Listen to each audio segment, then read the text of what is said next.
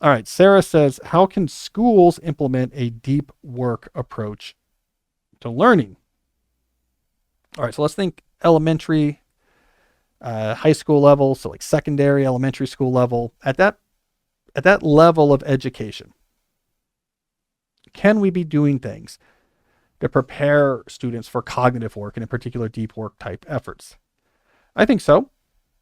I think there's at least three things that we could specifically integrate into curriculums. One is just the mental model, teaching the students the mental model that talks about concentration as a skill that is A, trainable. It's like running. The more you train, the faster you can do it. And B, incredibly valuable. This is what allows, okay, great. Andrew Wiles is all Fermat's last theorem, sure. But it's also what allows your favorite musician or songwriter to do something really innovative with the music or to learn the instrument that they then play in a way that is so impressive. What allows this athlete to be so great? That allows this writer to write this book that you love, or that allows this public thinker to really shape the public conversation. You got to teach them this mental model. Concentration, especially in today's knowledge style economy of ideas as well as actual economic output. Concentration, deep thinking, careful thinking, it's everything. It's like being good with the sword in ancient Sparta, and it's something that has to be trained. Just giving them that model, very important. Two, practice this in the classroom. And we're going to sit here and do this. It's going to be 20 minutes. And then you know what? By October, we're going to do 30-minute sessions. And by November, we're going to do 40-minute sessions, just working on whatever, these hard visualization problems or math problems. We're going to do writing prompts. You just write, and don't let your concentration wander. But then when it's over, everyone can jump up and run around and get all their wiggles out. And then we're going to sit down and do it again. You can actually practice concentration, do interval training on concentration in the classroom.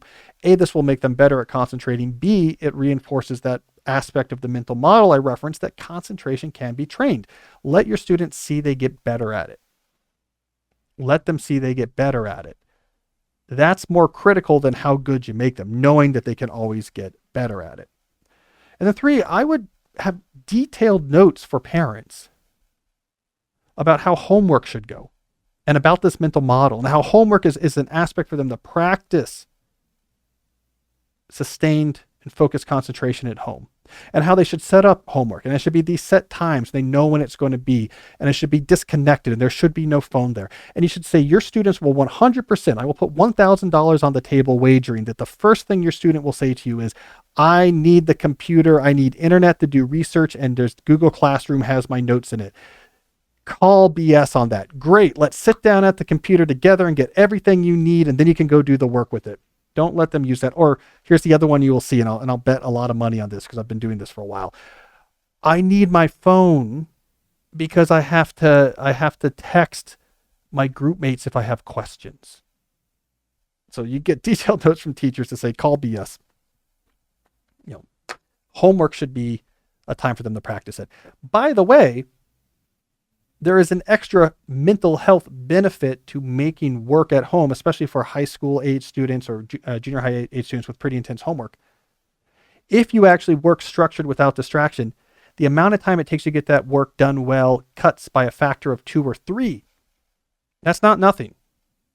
If 3 hours that goes kind of late into the night gets replaced with 1 hour done right before dinner, it is a much smaller footprint. That homework is a much smaller footprint on the student's schedule. So yes, I think we should be training deep work. Those are some ideas off the top of my head.